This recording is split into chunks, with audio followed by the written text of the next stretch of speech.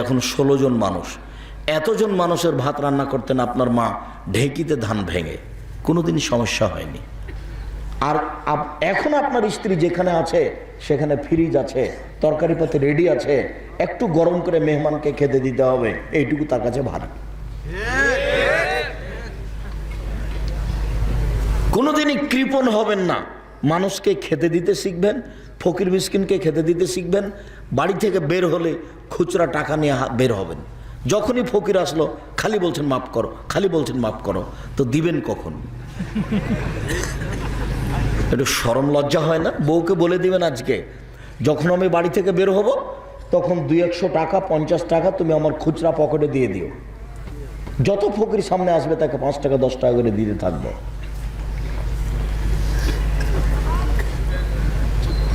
কৃপণতা করলে জাহান্নামে এমনিতেই হবে। আল্লাহ রাসূল বলছেন ওয়াত্তাকু শুহা ফাইন্না শুহা আহলাকা মান কানা ক্বাবলাকুম, কৃপণতা থেকে বেঁচে থাকো, কৃপণতা তোমাদের পূর্বের লোককে ধ্বংস করেছে। রাসূল সাল্লাল্লাহু আলাইহি সাল্লাম বলছেন 3 শ্রেণীর মানুষ ধ্বংস হবেই। তার এক শ্রেণীর মানুষ হচ্ছে শুহুন মুতা, কৃপণতাকে যে মেনে নিল সে ধ্বংস হবেই, ও জাহান্নামে চলে গেছে। রাসূল সাল্লাল্লাহু আলাইহি সাল্লাম দিন রাত বলতেন আল্লাহুম্মা ইন্নী আউযু বিকা মিনাল বুখল, আল্লাহ তোমার কাছে আমি দিন রাত পানাহ চাচ্ছি, তুমি আমাকে কৃপণ করো না। আল্লাহ তুমি আমাকে কৃপণ করো না, টাকা দান করতে চেয়ে দিলাম না, এমনটা যেন হয় না। আর আল্লাহ কোনো সময় বলেন না যে তোমার টাকা আমাকে দাও, সব সময় বলছেন আমি যে টাকা তোমাকে দিয়েছি সেটা আমাকে কাছে দান করো। তুমি যেটা উপার্জন করেছো সেটা তোমার নয়।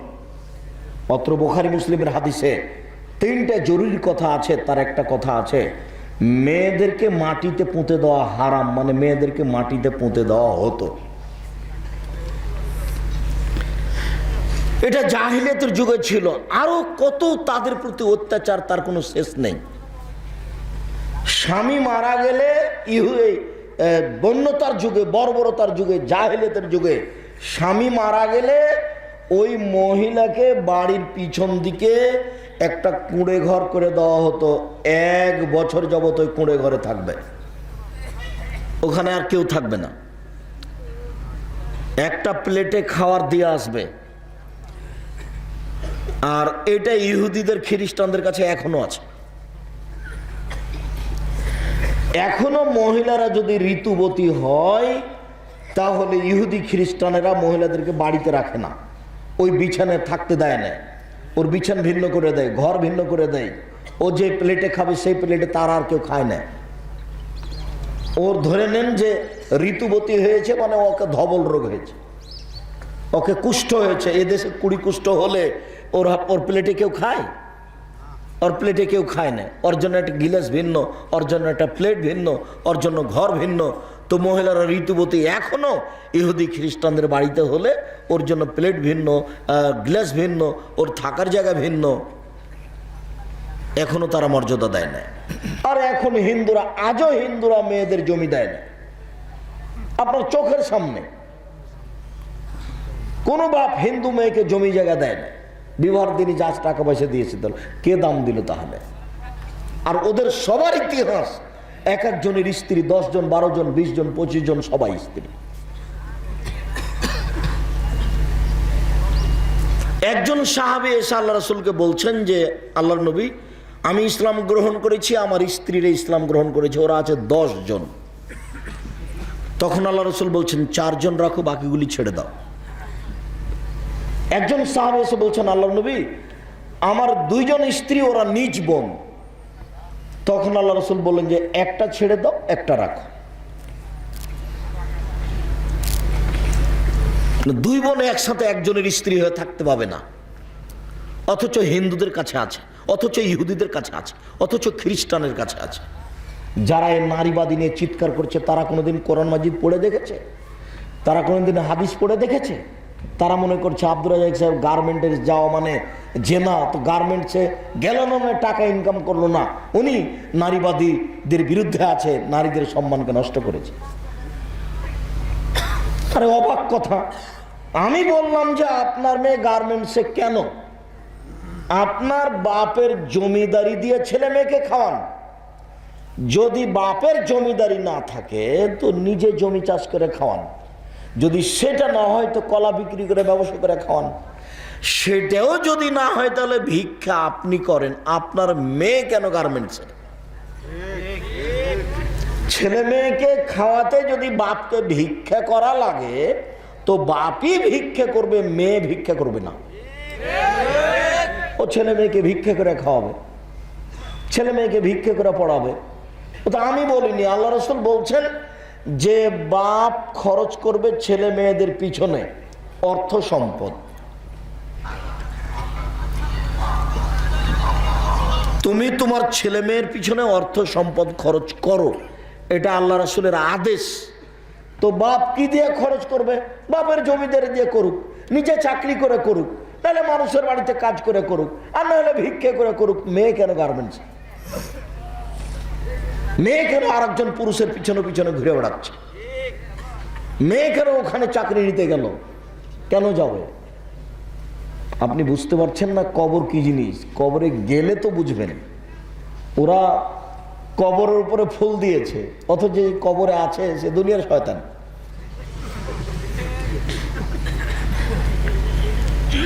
অথচ কবর দিয়ে বলছে যে ফুল দিয়ে বলে কবরকে সিক্ত করলো। দেখো কোন কথা!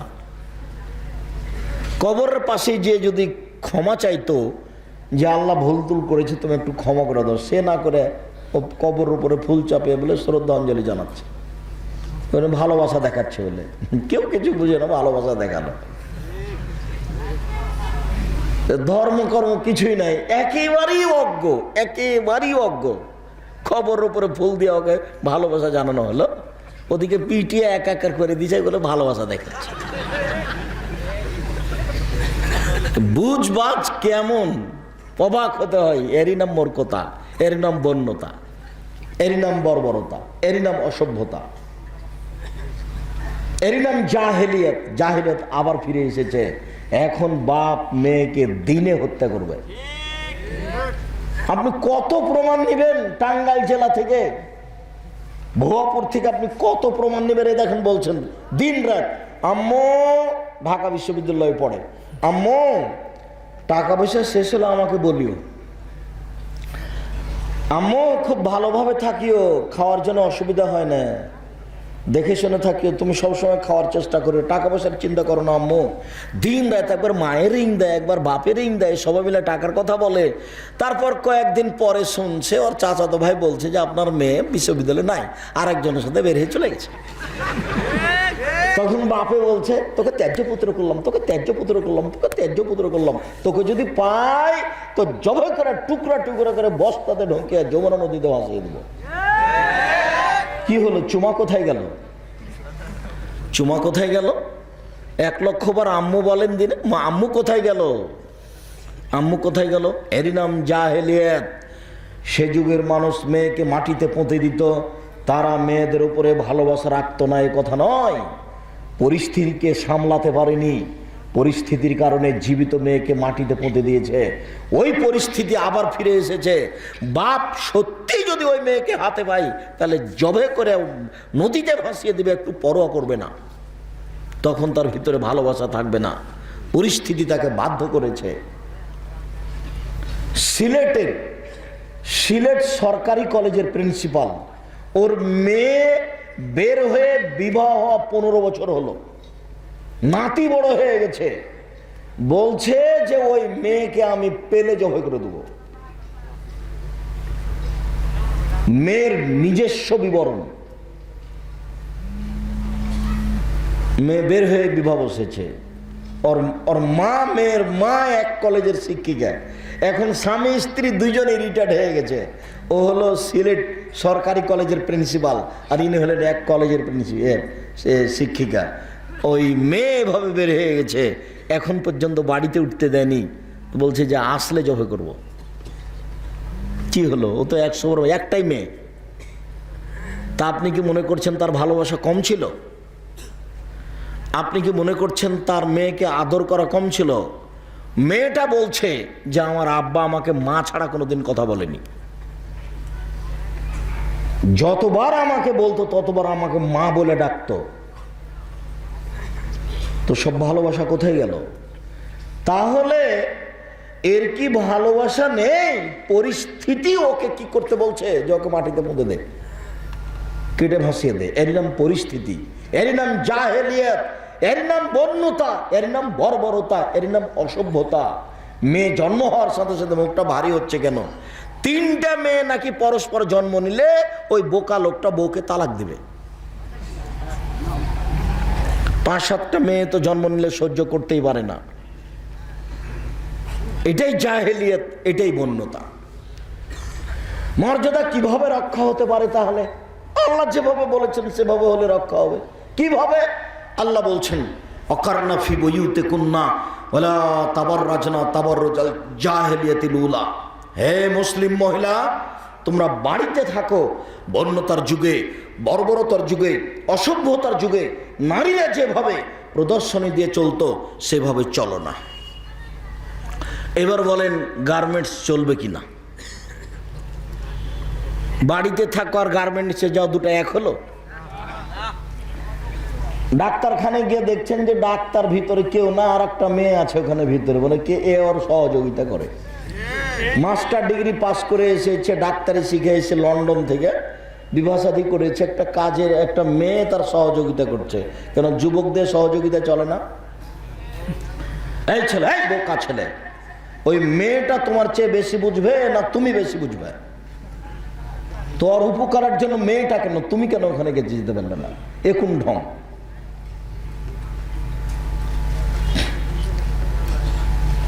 একটা ইউনিয়নে কয়টা মেম্বার লাগছে? 3টে নাকি 9টে? তার কয়টা মেয়ে লাগবে? 3টে। নেন এবার। এরই নাম জাহেলিয়াত। বাঁচার পথ নাই, হারিয়ে গেছে। জঙ্গলে গিয়ে বাঁচার পথ আছে, তাছাড়া বাঁচার পথ সমাজে নেই। অথচ যে মেয়েটা মেম্বার হয়েছে ওর বাপ তাহাজ্জুদ পড়ে, ওর শ্বশুর তাহাজ্জুদ পড়ে, আর ও ওই পচা লোকটাকে বলছে ভাইয়া আসেন, ভাইয়া চা খেয়ে যান, ভাইয়া আসেন। ছি ছি ছি ছি ছি ছি, বলে ভাই চা খেয়ে যাও। লজ্জা হয় না আপনার? আপনাকে কে এখানে দাঁড়াতে বলেছে? আপনার আপনার মরে যাওয়া দরকার। কে বলেছে আপনাকে সমাজের মেম্বার হতে হবে? কে বলেছে আপনাকে সমাজের চেয়ারম্যান হতে হবে? কে বলেছে আপনি মহিলা মানুষ নন? আপনি কখন কখন পুরুষ হয়ে গেছেন? কিভাবে আপনি পুরুষ হয়ে গেলেন যে আপনি বলছেন যে ভাইয়া আসেন চা খেয়ে যান? সবাই আপনার ভাইয়া, সবাইকে আপনি চা বানিয়ে দিবেন? চা বানিয়ে দিতে হবে স্বামীকে। শরম হয় না কেন? এই মেয়ে, ফ্যাশন বোরকা পরে আছো কেন? শরম হয় না তোমার? তোমার স্বামী দেখে না? তোমার পরনে ফ্যাশন বোরকা কেন? তোমার একটু লজ্জা হয় না? তোমাকে একটু কেমন কেমন লাগে না যে আমার শরীর অঙ্গ প্রত্যঙ্গ মানুষ বুঝতে পারছে, মনে হয় এই বোরকা চলবে না? তোমার স্বামী নেই, তোমার ছেলে নেই, তোমার বাপ নেই, তোমার দেবর ভাষণ নেই, তারা তোমাকে খারাপ বলে না, ঘৃণা করে না? ছি, ফু। খারাপ লাগা তো দরকার। কেন আপনাকে খারাপ লাগে না? আপনার ঈমান কাজ করে না। ঈমান যত বেশি হবে পাপ তত কম হবে। ঈমান যত কম হবে পাপ তত বেশি হবে। এই কথাটা বুঝাতে গিয়ে আমি একদিন বাস্তব একটা কথা বুঝিয়েছি যে আহমাদের ভাবিও তাহাজ্জুদ পড়ে, 5 ওয়াক্ত সালাত আদায় করে, কোরআন মাজিদ পড়ে। খালেদের ভাবিও 5 ওয়াক্ত সালাত আদায় করে, তাহাজ্জুদ পড়ে, কোরআন মাজিদ পড়ে। তো আহমাদের ভাবি এক ঘরে বসেছিল, তখন আহমদ ওখানে চলে এসেছে। চট করে ওর ভাবি ছি ছি ছি ছি ছি, আহমদ তুই এখানে চলে এলে, আমার তো তুই মনে হয় আমার দেবর মনে হয় আমার মাথা দেখে নিয়েছে, আমার মনে হয় চুল দেখে নিয়েছে, আমার মনে হয় অঙ্গ প্রত্যঙ্গ দেখেছে, ছি ছি ছি, নাউজুবিল্লাহ মিনজি নাউজুবিল্লাহ মিনজালে, খুব ব্যস্ত। আবার খালেদের ভাবি বলছে আরে আহমদ তুই এখানে, তোকে তো খুঁজছি। তো দুইজনই তো তাহাজ্জুদ পড়ে, দুইজনই তো কোরআন তেলাওয়াত করে, দুইজনই তো পর্দা করে, ও দুইজনই ধর্ম মেনে চলার চেষ্টা করে। তো এটা কি? এটা ঈমান। বুঝতে পারেননি? যে বলছে ছি ছি ছি ছি আমার দেবর মনে হয় আমাকে দেখে নিয়েছে, এইটা হলো ঈমান। আর যে বলছে যে তোকে তো খুঁজছিলাম, ও সালাত আদায় করে নামাজ পড়ে কিন্তু ঈমান নেই। পাপ ঠেকানো যায় ঈমান দিয়ে, তাহাজ্জুদ দিয়ে পাপ ঠেকানো যাবে না, হজ দিয়ে পাপ ঠেকানো যাবে না। হজ করার পরে আপনি কত পাপ নেবেন? এখানে কত মহিলা তাহাজ্জুদ পড়ে বোরকা পরে আছে, আপনি কত পাপ নেবেন? স্বামী যখন থাকে না তখন দিন রাত প্রেমের গল্প করে মোবাইলে, শত মেয়ে বসে আছে প্রেমের গল্প করে মোবাইলে, তাহাজ্জুদও পড়ে, কোরআন তেলাওয়াত করে, সময় হজও করছে, তার মানে ঈমান কাজ করে না। ঈমান যত বেশি হবে পাপ তত কম হবে, ঈমান যত কম হবে পাপ তত বেশি হবে। হজ করলেও, তাহাজ্জুদ পড়লেও, কোরআন তেলাওয়াত করলেও। এই জন্য আল হায়া মিনাল ঈমান আল ঈমান ফিল জান্নাহ, লজ্জাই হচ্ছে ঈমান, ঈমানই হচ্ছে জান্নাত। মহিলারা যতক্ষণ পর্যন্ত আল্লাহর এই বিধানকে মূল্যায়ন না করবে ততক্ষণ পর্যন্ত নিজের মর্যাদা রক্ষা করতে পারে না। বাড়িতে বসে থেকেই, কুঁড়ে ঘরে বসে থেকেই তাদের মর্যাদা রক্ষা করতে পারে। আমাদের গ্রামের এক চাচি, আমাদের গ্রামের এক চাচির কথা বলছে। আমার এক চাচা, তো চাচা ওটা বুঝবেন কি না, আমরা চাঁপাইনবাবগঞ্জে যারা ওই চাল খড়ের ঘর চাল ঠিক করতে বানাতো, ওদেরকে আমরা চাঁপাইনবাবগঞ্জে ঘরামু বলি, মানে ঘর টর বানাই। তো আমার এই চাচি সারা গ্রামে সবার চেয়ে বেশি পর্দা করে। তো আমার একদিন চাচা গল্প করছে যে আমি সকাল 7টার দিকে ঘরে উঠেছি আলমের বাড়িতে গিয়ে, তো সারা দিন আমি চালের উপরে কাজ করেছি, তো এই সারাদিনে আমি আলমের মাকে দেখতে পাইনি। আলমের মা ওই কিভাবে লোকজনকে খাবার দিতে হবে তা আগে রেডি করে রেখেছে। ওর পর্দার কথা বলছে, তার মানে মানুষ পর্দা করতে পারে, চেষ্টা করলে মানুষ পারে। আমরাই তো বলছি যে আমরা তো কোনোদিন হাট বাজারে যাই না, আমাদের বাড়ির মহিলারা কোনোদিন হাট বাজারে যায় না, তো আমাদের তো সংসার চলছে। আর এমনিতে আল্লাহ মাফ করুক, আমি অহংকারও করিনি, গৌরবও করিনি। আপনাকে বলা আছে যে আপনি বাসায় 3 মাস থাকবেন, 3 মাসে যদি সরিষা সমপরিমাণ পর্দার ব্যতিক্রম দেখা যায়, জাতির সামনে কথা বলবো না, কথাই শেষ।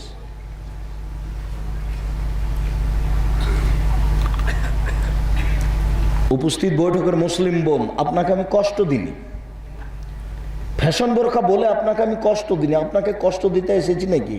আপনাকে তো আমি খাদিজার মতো মনে করি, আয়েশার মতো মনে করি। আপনি তাহাজ্জুদ পড়েন, আপনি পরহেজগার মহিলা, তা আপনার পাশে আর একজন মেয়ে বসে আছে, দেখেন তো আর পোশাকটা আপনাকে কেমন লাগে?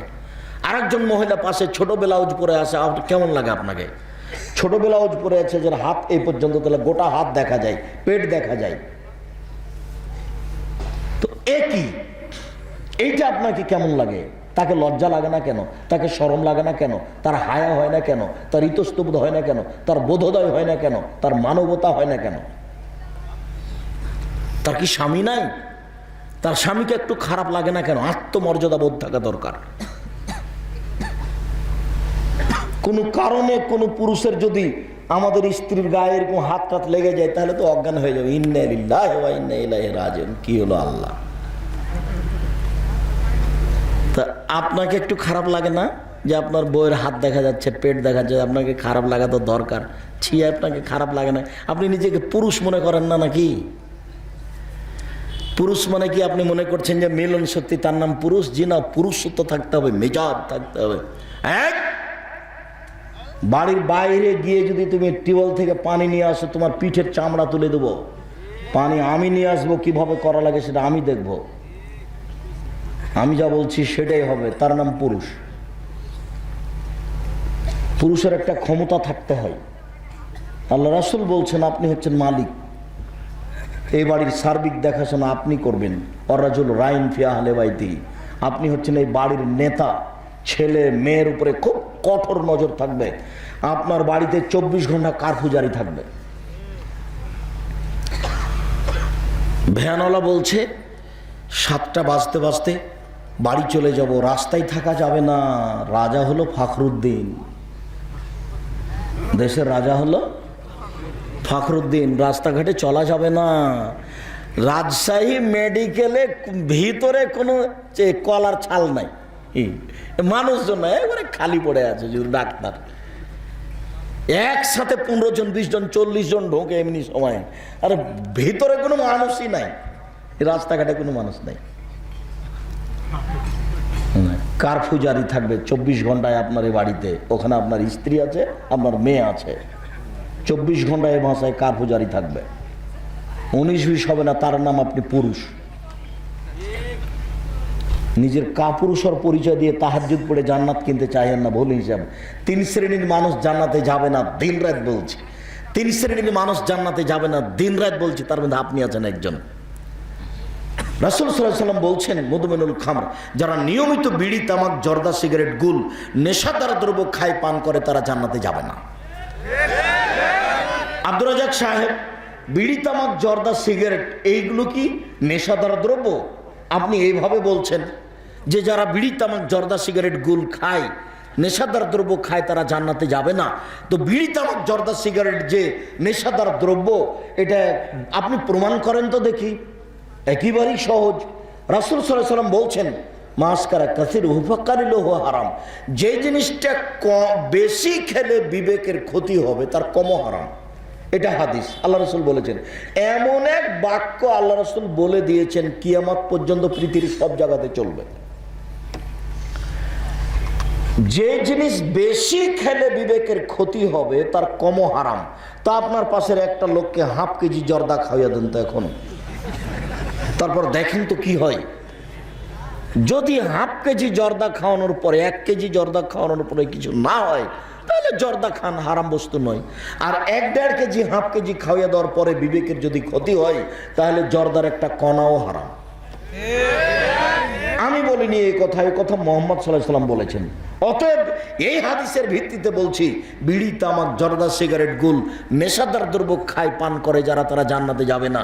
এই বৈঠকে তওবা করে উঠতে হবে। 1978 সালে মাওলানা হেড মাওলানা শীষ মোহাম্মদ সাহেবের দুপুরের খাওয়ার নিয়ে যেতাম। তো ট্রেন স্টেশনের উপর দিয়ে যেতে হতো।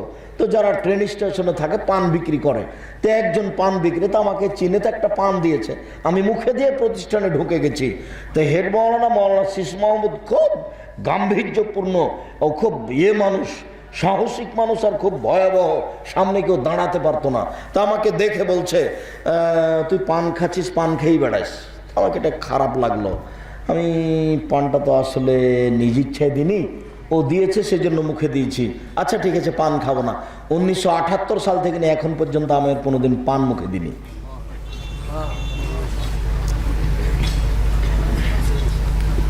বিড়ি, সিগারেট, জর্দা আপনাকেই ছাড়তে হবে। আপনি মনে করেন না যে গরু ছাগল ছেড়ে দিলেই হবে, আর আপনি পারবেন, গরু ছাগল পারবে না। কেননা গরু ছাগলের উপরে এই বিধান নেই, মানুষের উপরে আছে, আর মানুষই পারে। আমি যে ওই যেখানে বলেছি, বুঝে না ওরা অন্তর আছে, বুঝে না, দেখেও দেখে না ওরা চক্ষু আছে, দেখে না, শোনেও শোনে না ওরা কান আছে, শোনে না। উলাইকা কালানাম, তারা পশু প্রাণীর মতো, তারা গরু ছাগলের মতো, তারা কুকুর শ্রীগালের মতো, বালুহাজাল বরং তার চেয়ে খারাপ। এই জায়গাখানে আমি বলেছি গরু ছাগলের মতো কেন বলা হলো? গরু ছাগল বুঝে না, এ কথাই ঠিক। আমার আব্বার কথা বলছি, কৃষক মানুষ, গরু মাঠে ছেড়ে দিলে জমি চাষ করার পরে গরুগুলি নিয়ে আমরা মাঠে থাকতাম, গরু চড়াতাম। গরু যখন ধান ক্ষেতের দিকে যেত তখন বলতাম, এই থেমে গেছে, একটু পরে আবার যাচ্ছে। তার মানে বুঝেও বুঝেনি, তাই তো গরু। ও তো আমার কথা একটু আঁচ করলো, থেমে গেল। আমার 100 দিনের পরীক্ষা। আমার নিজের কথা বলছি। আমার আব্বা সাধারণ ছোট কৃষক মানুষ, আমার 100 দিনের পরীক্ষা। গরু যখন ধানের দিকে যাচ্ছে তখন বলেছে, এই থেমে গেছে, তো একটু পরে আবার যাচ্ছে। তার মানে আমার কথা বুঝেও বুঝতে পারেনি, ওই জন্য গরু। তা আমি যে বলছি জর্দা খেতে হবে না, তারপরও খাচ্ছি, তার মানে আমি কি তাহলে গরুর মতো নই? আল্লাহ ওই কথা বলছেন, বুঝেও বুঝে না ওরা অন্তর আছে বুঝে না, দেখেও দেখে না ওরা চক্ষু আছে দেখে না, শুনেও শুনে না ওরা কান আছে শোনে না। উলাইকা কাল আনাম, তারা পশু প্রাণীর মতো, তারা গরু ছাগলের মতো, তারা কুকুর সিরিগেলের মতো, বাল হওয়া যাল বরং তার চেয়ে খারাপ। তো আব্দুর রাজ্জাক সাহেব, কুকুর সিরিগেলের চেয়ে খারাপ কে গো? আপনার বাপ। আপনার বক্তব্য শুনতে এসেছি, আপনাকে খুব ভালোবাসি, সেই জন্য। আপনি আমার বাপ কুকুর সিরিগেলের চেয়ে খারাপ এই কথা বলে কষ্ট দিন না, দুঃখিত। আমি আপনাকে কষ্ট দিইনি, আপনার বাপকে কুকুর সিরিগেলের চেয়ে খারাপ বলে, তবে যদি আমি প্রমাণ করতে না পারি তাহলে আমি বক্তব্য ফেরত নিব, আর কোনোদিন বক্তব্য দিব না। আচ্ছা, তোমার কথাই বলি, তোমার দাদা মারা গেছে 10 বছর হলো, তোমার বাপ, তোমার দাদা 5 বিঘা জমি ছেড়ে গেছে, 6 বিঘা জমি ছেড়ে গেছে। তোমার বাপ নিবে 4 বিঘা আর তোমার ফুফু নিবে 2 বিঘা। তো তুমি কি মনে করো যে আমার বাপ নিবে সকালে, আমার ফুফু নিবে বিকালে, না একসাথে নিবে? তো 10 বছর হলো এখনো তোমার বাপ তোমার ফুফুকে দেয়নি। এবার তোমার বাপ কুকুর সিরিগালের চেয়ে ভালো না খারাপ তুমি বলো? তোমার বাপকে যদি আমি কুকুর সিরিগালের চেয়ে খারাপ প্রমাণ করতে না পারি, আমি আব্দুর রাজ্জাক বিন ইউসুফ জাতির সামনে বক্তব্য দিব না। এটা তো যমুনার এই পার আর ওই পার, রংপুর, দিনাজপুর, লালমনিরহাট, নীলফামারী, কুড়িগ্রাম, পঞ্চগড়, ঠাকুরগাঁ, গাইবান্ধা, বগুড়া বনে যদি ভাইয়ের কাছে এসে জমি চায়, তো ও একবারে খেপে বলবে যে চলে যা, জমিনে চলে যা, আর আসবি না। জমি চাওয়া নাকি সম্পর্ক ছিন্ন করাবে না। একটা কাপুরুষ তোমার বাপের কবর দিয়ে এসে জমি ভাগ করবে, তারপরে কোনো কথা। একজন লোক অংশ বন্টনের উপরে ডক্টরেট করবে, তো আমার কাছে এসেছে, এসে বলছে আপনার একটু ইন্টারভিউ নিতে এসেছি। আমি বলছি বাহ, অনেক তো সাহস আপনার দেখছি। তা আমার কিছু জিজ্ঞাসা করলো, তা ও যে ঠিকই পরীক্ষা করছে এটা আমি পরে বুঝতে পারলাম। ও আমাকে এক পর্যায়ে বলছে আপনার আব্বা মারা গেছেন? বলে জি হ্যাঁ। কতদিন হলো? এতদিন। ও আচ্ছা আচ্ছা, আল্লাহ আমাকে যা যায় খায়ের দান করুক। তো আপনাদের জমি জায়গার খবর কি? তা আমি বললাম যে আমার বাপকে মাটি দিয়ে বাড়িতে ঢুকে জমি ভাগ করেছি, তারপরে খেয়েছি। তো আচ্ছা আচ্ছা ঠিক আছে, আপনার এই কথাটা আমি আমার বইয়ে লিখে দেব। আমি তো জাতির সামনে বলছি, মাটি দিয়ে এসে আগে জমি ভাগ করেছি, তারপরে খাওয়া দাওয়া। যদিও আমরা জমি, আমার ছোট ভাই, আমরা জমি চিনি না, আমি একটু চিনি, আমার ছোট ভাই চিনেই না। এখন বোনের সামনে ভাগ করে, আমার ছোট ভাই বরিশাল মডেল কলেজের শিক্ষক, আর আমার ছেলে এরা কি করবে সেটা আমি জানি না। আমি আল্লাহকে বলছি এদের তুমি বড় খাদেম হিসাবে কবুল করো। এদের অর্থ সম্পদ জমি জায়গাটা আমার মাথায় কোনো সময় নেই। আমি নিজেও কিছু না, আমি একটা কচুর পাতার পানি, চাঁপাইনবাবগঞ্জের মাজার পানি ভাষাতে কচুর পাতার পানি মানে কচুর পাতার উপরে একটু পানি আছে, একটু নড়লে টলমল করে, মানে যার মানে কোনোই ক্ষমতা নেই। না আমার কোনো শক্তি বল আছে, না আমার কোনো বংশ বল আছে, না আমার কোনো সংগঠন আছে, না আমি কোনো সরকারিভাবে কোনো দায়িত্ব পালন করি। আমি একেবারেই কচুর পাতার পানি। আমি এ দেশের মাটিতে উন্নত মানের প্রতিষ্ঠান গড়বই ইনশাআল্লাহ। যার কারণে আমি যখন তখন বলেছি আমার হাতে টাকা নেই, কথা সত্য, এখানে প্রতিষ্ঠান গড়বে এ কথা সত্য, ইনশাআল্লাহ গড়বে। কিভাবে গড়বে তা আমি জানি না। জামিয়া সালাফিয়া ডাঙ্গিপাড়া পবা রাজশাহী বাইতুল হাম জামে মসজিদে এখন মোটামুটি খরচ চলছে 10 কোটি টাকা। আমি তো 10 পয়সারও মালিক না, আমি নিজেই ফকির। আপনি প্রতিষ্ঠানের হিসাবই করতে পারবেন না, অবাক হতে হবে। 18 লক্ষ টাকা মাসে বেতন লাগে, এক মাসে বেতন লাগে 18 লক্ষ। প্রতিদিন লেবার মিস্ত্রি বিল আছে 10,000 থেকে নিয়ে 50,000 পর্যন্ত। একদিনে লেবার মিস্ত্রি বিল লাগে 10,000 থেকে নিয়ে 50,000 পর্যন্ত, একদিনের লেবার মিস্ত্রি বিল। জমি জায়গা কেনার ব্যাপার তো আছেই। রূপগঞ্জ নারায়ণগঞ্জ জামিয়া সালাফিয়ায় এবছরে 550 শতক জমি কিনবো মনে করছে ইনশাআল্লাহ। ওখানে জমিটা প্রতিষ্ঠানটা হবে প্রায় 30 বিঘা জমির উপরে, যেটা জামিয়া সালাফিয়া রূপগঞ্জ নারায়ণগঞ্জ ঢাকা। আমি আপনাকে টাকা দিতে বলিনি, আমি খালি বলেছি দোয়া করতে। উপরে যদি কবুল হয়ে যায় টাকার ব্যবস্থা ওই করে দিবে ইনশাআল্লাহ। আর উপরে যদি নড়চড় হয়ে যায়, সারা দুনিয়া লেগে যদি চেষ্টা করি, কিছুই হবে না। এই ভয়ে আপনাকে দোয়া করতে বলি সম্মানিত দিনী ভাই বোন। আচ্ছা, মেয়েরা যে সবসময় বাড়িতেই থাকবে, তো শ্বশুর বাড়ি, দেবরের বাড়ি, কোথাও যদি যাওয়া লাগে, মা চাচির বাড়ি, খালার বাড়ি, যদি আপনাকে 5টা জিনিস দেখতে বলেছি জরুরিভাবে, আপনার জিম্মেদারি। আল্লাহ রাসূল বলছেন স্বামীদের জন্য 5টা জরুরি জিম্মেদারি। এই ছেলে, এক, ফাকসুহা মাত্তা সাইতা, যে মানের কাপড় পরবা তুমি, তোমার বউকে সে মানের পরায়। 2, আতে মহতায়মতা, তুমি যে মানের খাদ্য খাও তোমার বউকে খাওয়ায়। 3, ওলা তুকাব্বে, বউকে কটু কথা কখনো বলো না। কখনো বলো না তোমার ঠোঁটটা মোটা, কখনো বলো না তোমার রংটা কালো। একবার যদি ঠোঁট মোটা বলেন, 10 বছর আপনাকে ভালোবাসবে না। একবার যদি রং কালো বলেন, তাহলে 10 বছর ভালোবাসবে না। খালি বলবেন তোমার মতো সুন্দরী কোনো মহিলাই নেই, তোমার চেয়ে ভদ্র নম্র কোনো মেয়ে আমি দেখি না, সারা রাত পা টিপে দিবে।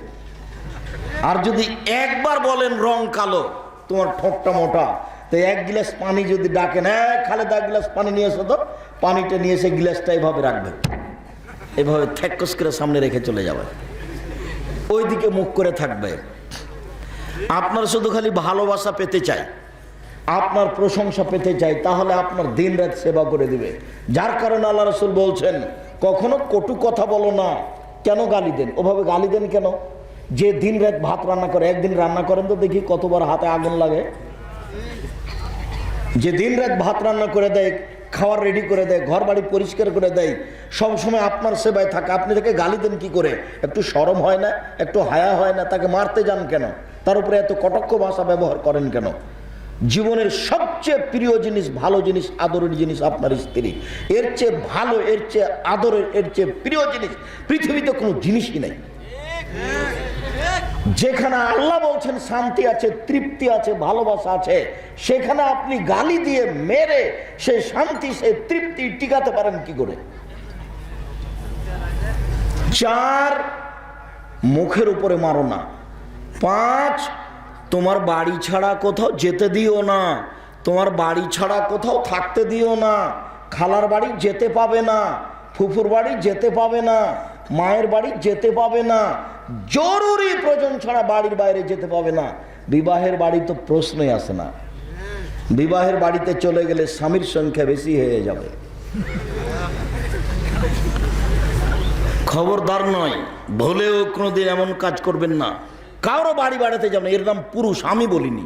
মুহাম্মদ সাল্লাল্লাহু আলাইহি ওয়াসাল্লাম এভাবে বলছেন যে তোমার বাড়ি ছাড়া তোমার স্ত্রীকে কোথাও থাকতে দিও না, কোথাও যেতে দিও না, তার মানে তুমি পুরুষ। পাল্টা আবার রাসূল সাল্লাল্লাহু আলাইহি ওয়াসাল্লাম বলছেন, আপনার ওই কথা শোনার দরকার আছে? যদি যাই, তো যাই মানে আপনি পুরুষ নন।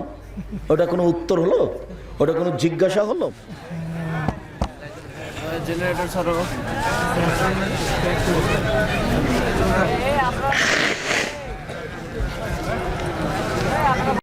আলহামদুলিল্লাহ, আমি আপনাকে প্রথমে অনুরোধ করেছি দয়া করে আপনি আমাকে ব্যস্ততা দেখায়েন না, কেননা আমি নিজেও ওইরকম বক্তা নই, আব্দুল্লাহ বিন ফজল রাহিমাহুল্লাহ নই যে 4-5 ঘন্টা বক্তব্য দিব। আবার আমি বক্তব্য দিব আপনি বাদাম খাবেন, এটা আমি কোনোদিন সহ্য করিনি। তো রাসূল সাল্লাল্লাহু আলাইহি সাল্লাম আপনাকে এই কথা বললেন, আবার মহিলাদেরকে বললেন যে দেখো খায়রুন নিসায়ে, পৃথিবীতে সবচেয়ে ভালো মহিলা কে? তখন আল্লাহ রাসূল উত্তরে বললেন, এজা নাজারতা ইলাইহা সাররাতহু আও সাররাতকা, যদি তুমি তোমার স্ত্রীর দিকে দেখো তাহলে তোমাকেও খুশি করতে পারে, মানে স্ত্রী হাসি মুখে থাকে।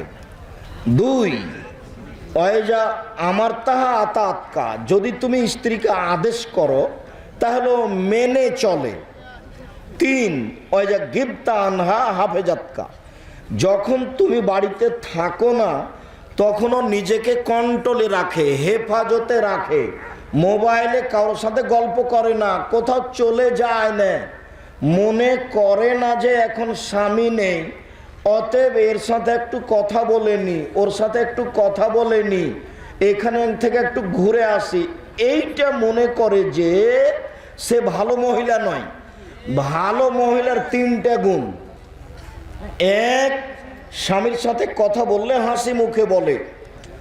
দুই, স্বামী আদেশ করলে পালন করে। তিন, স্বামী বাড়িতে না থাকলে নিজেকে হেফাজতে রাখে। রাসূল সাল্লাল্লাহু আলাইহি সাল্লাম বললেন, মহিলারা যদি চারটা কাজ করতে পারে জান্নাতের সব দরজা খোলা। এক, সলাত খামসাহা, 5 ওয়াক্ত সলাত আদায় করলো। দুই, সমাত শাহরাহা, রমজান মাসে সিয়াম পালন করলো, রোজা। তিন, আতাত বালাহা, স্বামীকে মেনে চললো, তিতা লাগলেও মিঠা লাগলেও। চার, আহসানাত ফারজাহা, জেনায় লিপ্ত হলো না। এই চারটে কাজ যদি মহিলারা করতে পারে জান্নাতের সব দরজা খোলা। আমি বলিনি, এই কথা রাসূল সাল্লাল্লাহু আলাইহি সাল্লাম বলেছেন। আর এত বড় সুযোগ কোনো পুরুষের জন্য নেই। এত বড় সুযোগ কোনো পুরুষের জন্য নেই। পুরুষ, আল্লাহ রাসূল বলছেন, ওযু করার পরে যদি কেউ বলে আশহাদু আল্লা ইলাহা ইল্লাল্লাহ ওয়া আশহাদু আন্না মুহাম্মাদুর রাসূলুল্লাহ, আশহাদু আল্লা ইলাহা ইল্লাল্লাহু ওয়াহদাহু লা শারীকা লাহু ওয়া আশহাদু আন্না মুহাম্মাদুর রাসূলুল্লাহ, তাহলে জান্নাতের সব দরজা খোলা। তাই এটা আপনি বললেও হবে, মহিলা বললেও হবে, মহিলা পুরুষ সমান। কিন্তু মহিলাদের জন্য যে চারটা, এটা পুরুষের জন্য নেই। তার একটা হলো, কোনো মহিলা যদি জেনায় লিপ্ত না হয়, আপনাদেরকে আশ্বস্ত করার জন্য বলছি, জেনায় লিপ্ত হয়েছে এমন মহিলা যদি তওবা করে তাহলে তার অতীতের সব পাপকে নেকি করে দেওয়া হয়। আরো আপনাকে বলি একটা কথা, আজ থেকে যদি তুমি, এই ছেলে, তুমি আর কোনো মেয়ের সাথে গল্প করবে না, প্রেমের গল্প, এই যদি সিদ্ধান্ত নিতে পারো, কোনো মহিলা যদি কোনো পুরুষের সাথে গল্প করবে না সিদ্ধান্ত নিতে পারে, তো 7 শ্রেণীর মানুষ বিচারের মাঠে বিশেষ ছায়াতলে থাকবে, তার মধ্যে তুমি একজন। 7 শ্রেণীর মানুষ বিচারের মাঠে বিশেষ ছায়াতলে থাকবে, তার ওরা থাকবে যারা জেনা করা পরে তওবা করে আর করে না, বলে যে আর আমি এই কাজে থাকবো না, আমি নেই, আমি এই অন্যায় করতে রাজি নই।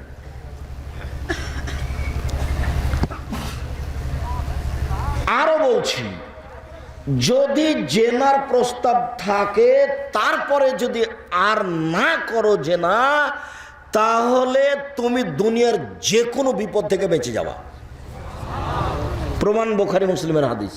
ওই যে 3 জন আটকা পড়েছিল, একজন বলেছিল আমার চাচাতো বোনের সাথে আমার চুক্তি হয়েছিল, 100টা স্বর্ণের টাকা দিতে পারলে ও জেনা করার সুযোগ দিবে। তো আমি 100টা টাকা নিয়ে গেলাম, আমি অন্যায় করতে বসেছি। তখন আমার চাচাতো বলছে, ইত্তাকিল্লাহ, আল্লাহকে ভয় করে, তুই আমাকে অসতী প্রমাণ করিস না। তো আমি ওখান থেকে উঠে গেলাম, তা আমি এ অন্যায় করিনি, তুমি পাথরটা মুখের পাহাড়ের মধ্যে সরিয়ে দাও। আল্লাহ বল, ঠিক আছে, দিলাম। হাদিস বুখারী মুসলিম। তুমি যদি নিজেকে কন্ট্রোল করতে পারো পৃথিবীর যে কোনো বিপদ থেকে বেঁচে যাবা। আর যে কোনো পুরুষ, যে কোনো নারী, যে কোনো পুরুষ, যে কোনো নারী, যে কোনো পুরুষ, যে কোনো নারী যদি অশ্লীল কাজ বন্ধ করতে পারে, তার জন্য জান্নাতুল মাওয়া আছে। ওয়ানাহান নাফসা আনিল হাওয়া ফাইনাল জান্নাতে হিয়াল মাওয়া। মানুষ যদি নিজেকে অশ্লীল কাজ থেকে বিরত রাখতে পারে, আমি আল্লাহ তাকে জান্নাতুল মাওয়া দিয়ে দিলাম। এটা পুরুষ নারীর সাথে আল্লাহর চুক্তি, এটা পুরুষ নারীর সাথে আল্লাহর চুক্তি, এটা পুরুষ নারীর সাথে আল্লাহর চুক্তি হয়ে আছে যে কেউ যদি অশ্লীল কাজ থেকে নিজেকে থামিয়ে দিতে পারে, আমি আল্লাহ তাকে জান্নাতুল মাওয়া দিয়ে দিলাম। এটা চুক্তি হয়ে আছে। পারে কে, সেইটা ব্যাপার। সম্মানিত দিনী ভাই বোন, বাড়ির বাইরে বেরে হলে রাসূল সাল্লাল্লাহু আলাইহি ওয়াসাল্লাম বলছেন, আল্লাহ বলছেন, ইয়া আইয়ুহান নবী কুল্লে আজওয়াজে ক বানাতে কনিসাইল মুমিনিনা ইউদিনিনা আলাইহিম মিন জালাবিবিহিন্না। মুহাম্মদ সাল্লাল্লাহু আলাইহি ওয়াসাল্লাম আপনি আপনার স্ত্রীদেরকে, আপনার মেয়েদেরকে সবকে বলে দেন, তারা যখন বাড়ি থেকে বের হবে তখন বোরকা পরে বের হবে, চাদর মুখের উপরে দিয়ে বের হবে, মানে ঢিলে ঢালা পোশাক পরে বাড়ি থেকে জরুরি প্রয়োজনে বের হবে। আল্লাহ বলছেন কোনো মহিলাদের কাছে যদি কিছু নিতে হয় তাহলে আট থেকে কথা বলতে হবে, সামনাসামনি নয়। মোবাইল যদি রিং হয়, স্বামীর মোবাইল, ছেলের মোবাইল ধরতেই হবে না, ধরতেই হবে না। ধরতেও যদি হয় কোনো সময় তাহলে সালাম দিয়ে বলতে হবে, জি আসসালামু আলাইকুম, এখন বাড়িতে নাই, পরে কথা বলিয়েন। আর অন করে দিয়েছিল, ভাইয়া কি বলছিলেন ভাইয়া, তাহলে নাম্বার ধরে রাখবে, আবার কথা বলবে। এই জন্য কণ্ঠ নারী। সম্মানিত দিনী ভাই বোন, আমি আসলে ক্লাস ছেড়ে এসেছি, আবারও ক্লাসে যাব মনে করছি। আমি মনে করছিলাম যে মনে হয় এত সময় হয়নি, প্রায় 12টা। সকল দিনী ভাই বোনকে আমাদের দিনই যে আলোচনা করলাম সে আলোচনা মেনে চলার অনুরোধ রেখে, যত বই আছে বিশেষভাবে আব্দুল্লাহর মিন্নাতুল বারী, বিশেষভাবে মাসিক আল ইতেশাম পত্রিকা, বিশেষভাবে আমার নামাজের উপরে, সলাতের উপরে বইটি এবং অন্যান্য বই, আদর্শ নারী, আদর্শ পরিবার কে বড় ক্ষতিগ্রস্ত, এইসব বইগুলি স্টেজ থেকে সংগ্রহ করার জন্য অনুরোধ জানাচ্ছি। আমি খুব তাড়াতাড়ি কথা শেষ করব, আপনারা স্টেজ থেকে বইগুলি সংগ্রহ করুন, আর আমি আপনাদের প্রশ্নের উত্তর দিয়ে একটা দিতে থাকি। কেউ বইগুলি ছেড়ে যাবেন না। 20 টাকা 25 টাকা বড় কথা নয়। আর আমার দিনী বোন যারা আছেন, আপনাদের জন্য বই আছে আদর্শ নারী আর আদর্শ পরিবার। আমার দিনী বোনেরা, টাকা বেশি নয়, আদর্শ নারী, আদর্শ পরিবার, আর ওই কেনই নির্যাতন কি তার প্রতিকার, সম অধিকার নয় মর্যাদা চাই। আসলে এই বইগুলি আব্দুল্লাহর আম্মার লিখা। কেনই নির্যাতন কি তার প্রতিকার, সম অধিকার নয় মর্যাদা চাই। বইগুলি সংগ্রহ করবেন সবাই, স্টেজ থেকে চলে যাওয়াটাকে সফলতা মনে করবেন না। আমি এবং আমার স্বামী গার্মেন্টসে চাকরি করি। আপনি বলেছেন গার্মেন্টসে চাকরি করা যাবে না। আমার স্বামী আমাকে চাকরি করতে বাধ্য করে, পরামর্শ করে বাদ দেন। শ্বশুর শাশুড়িকে আব্বা আম্মা বলতে হবে। আমি ওকে শ্বশুরকে আব্বা বলি, সেজন্য ওকে আমি বাপ বলে স্বীকার দিচ্ছে। পাগলামি কথা। আমাকে যদি বলে তোমার বাপের নাম কি, তো আমি কি আমার শ্বশুরের নাম বলবো?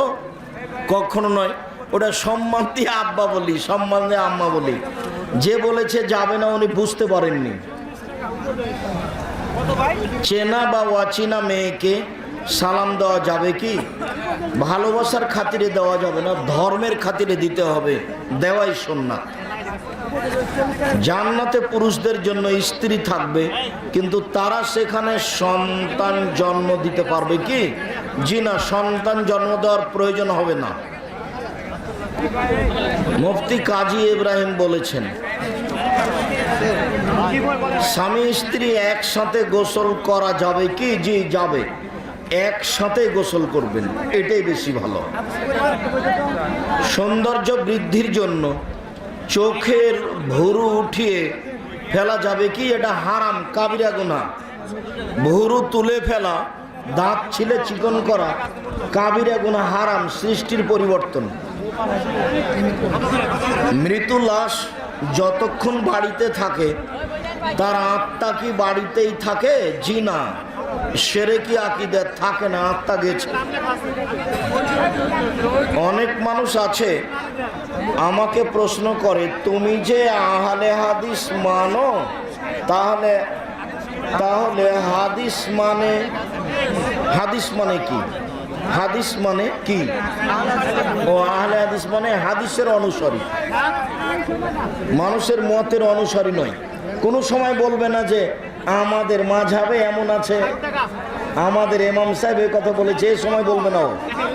যদি বলে তাহলে বুঝতে হবে আহলে হাদিস নয়। আহলে হাদিস মানে হাদিসের অনুসারী।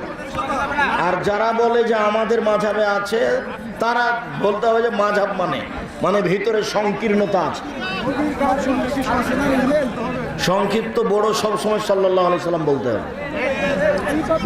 অনেক জায়গায় নামাজ পড়ার জন্য বাচ্চাদের সাইকেল সহ অনেক পুরস্কার দেওয়া হয়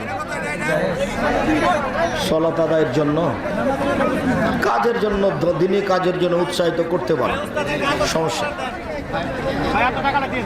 আদালতে আইনজীবী সহকারীর আয় হালাল নাকি সমস্যাপূর্ণ।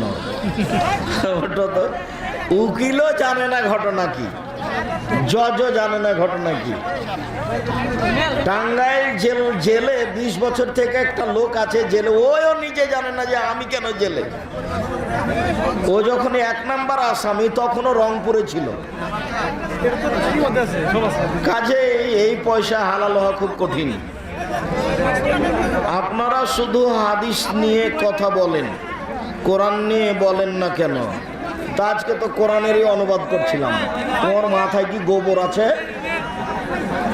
তুমি কি আব্দুল্লাহর বক্তব্য অনুভব করেছো?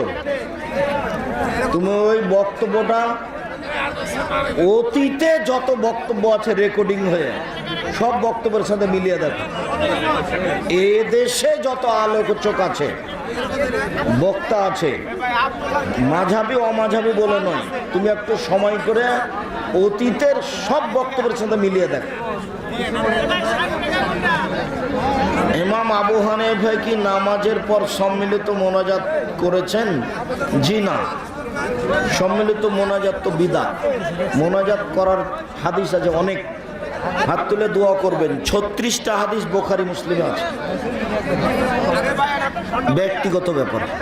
তারাবির নামাজ এবং বেতের নামাজ কত রাকাত? তারাবির নামাজ 8 রাকাত, আর বেতরে 1 রাকাত, 3 রাকাত, 5 রাকাত। 1 রাকাতের হাদিস বেশি। শিক্ষক ক্লাসে আসলে দাঁড়াতে হবে কি? জি না, দাঁড়ানো যাবে না। আসসালামু আলাইকুম রহমতুল্লাহ। জনৈক এক আলেম বলেছেন যে তোমরা যদি কারো জীবিত গীবত করতে চাও তাহলে নিজের পিতামাতার নামে জীবিত গীবত করো। এ ব্যাপারে কোরআন ও হাদিসের আলোকে না কথাটা মিথ্যা? আসসালামু আলাইকুম রহমতুল্লাহ। শায়েখ, দাড়ি রাখার ব্যাপারে ডক্টর জাকির নায়েক বলেছেন এক মুষ্টি। জি না, রাসূল বলেছেন দাড়ি ছেড়ে দিতে হবে। ছোট করাও কাবিরে গুনাহ, চেঁচে ফেলাও কাবিরে গুনাহ। নিরুপায় হয়ে করবে কিছু। চেয়ারে বসে সালাত আদায় করতে পারে, নিজের গতিতে সালাত আদায় করাই উত্তম। দাঁড়িয়ে না হয় বসে, মাটির উপরে বসে। প্রিয় শায়েখ, আমার প্রশ্নটা হলো, উত্তেজনা বশত পুরুষাঙ্গ থেকে যে তরল পদার্থ বের হয় সেটাকে মজি বলা হয়। সেটা কাপড়ে লাগলে কাপড় কি নাপাক হবে? জি না। অন্যায়ভাবে কারো জমি দখল করা যাবে কি? মজি বের হলে অজু করতে হবে, অজু ভেঙে যায়। অন্যায়ভাবে কারো জমি দখল করা যাবে কি? এটা আবার কেমন কথা? যদি বললে যে দখল করলে কি হবে, তাহলে একটা হতো জিজ্ঞাসা। দখল করলে জাহান্নামে যাবে, কাবিরা গুনাহ হবে। মানুষের চলাচলের রাস্তা বন্ধ করা হারাম। যেখানে চলাচলের রাস্তায় গন্ডগোল হবে সেখানে ডবল রাস্তা হবে, এটা আল্লাহ রাসূলের কথা। যেখানে রাস্তা নিয়ে হইচই হবে সেখানে বাড়িঘর ভেঙে কি করতে হবে? রাস্তা ডবল করতে হবে। যার জন্য রাস্তার পাশে বাড়িঘর ভেঙে দেওয়া যায়। জানাজার সালাতে জোরেও নীরবে পড়া কোনটি সহিহ? জোরে পড়ার হাদিস পাওয়া যায়, নীরবে পড়তে পারে, দুটাই আমল করা যাবে সহিহ হাদিসের অনুকূলে। তবে জোরে পড়ার হাদিসগুলি বেশি স্পষ্ট। ইবলিসের কি মা বাবা আছে? ইবলিস দিয়ে সৃষ্টি, ওর মা বাবা লাগেনি। সর্বপ্রথম মানুষ না জিন?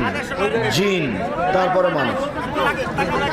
পরহেজগার বন্ধুর পরিচয় কি? সালাত আদায় করে, তোমাকে বিপদে সহযোগিতা করে। বিপদে পড়লে তোমাকে সহযোগিতা করে। হিংসা ও অহংকার থেকে বাঁচার উপায় কি? নাস ফালাক পড়ো খুব বেশি।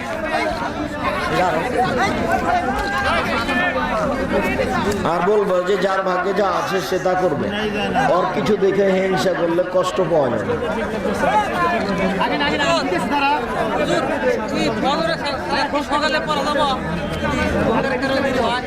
ঘুম যখন ভাঙবে তখনই পড়বা।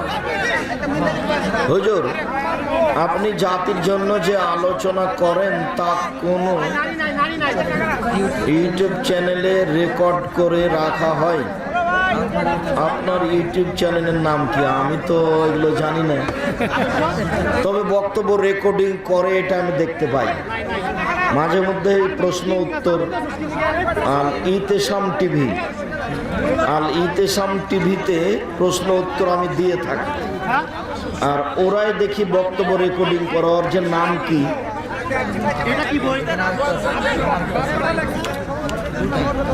খুবই মেহেরবানি হয় যদি আপনার ইউটিউবের চ্যানেলে আল কোরআন শিক্ষা ব্যবস্থা করা হয়। তোমার প্রস্তাবটা পছন্দনীয়, দেখবো ইনশাআল্লাহ। হুজুর নবী সাল্লাল্লাহু আলাইহি সাল্লামের বাল্যকাল থেকে নিয়ে শেষ পর্যন্ত জীবনের কাহিনী সম্পর্কে আপনার কোনো বই লেখা আছে কি? নেই। চেষ্টা করি আল্লাহ ভরসা। একটি শিশু জন্মগ্রহণ করলে এই সময় থেকে নিয়ে মৃত্যু দাফন সম্পন্ন হওয়া পর্যন্ত জীবনের প্রতি পদক্ষেপ মুসলমান হিসেবে কেমন জীবন হওয়া জরুরি প্রয়োজন? প্রেমিকের সাথেও মেয়ে বন্ধুদের সাথে ফোনে কথা বললে লজ্জা স্থানে এক প্রকার সামান্য আসে, ওতে ওজু নষ্ট হয়ে যাবে, কথা বলা আরাম। বিষাদ দূরে এক হানাফি মাযহাবের ইমাম জামাত করে নামাজ আদায় করে, কিন্তু আমি বাড়িতে একা সালাত আদায় করি। আপনি জোহর, মাগরিব, এশা যাবেন, ফজর আর আসর না যাওয়াই ভালো।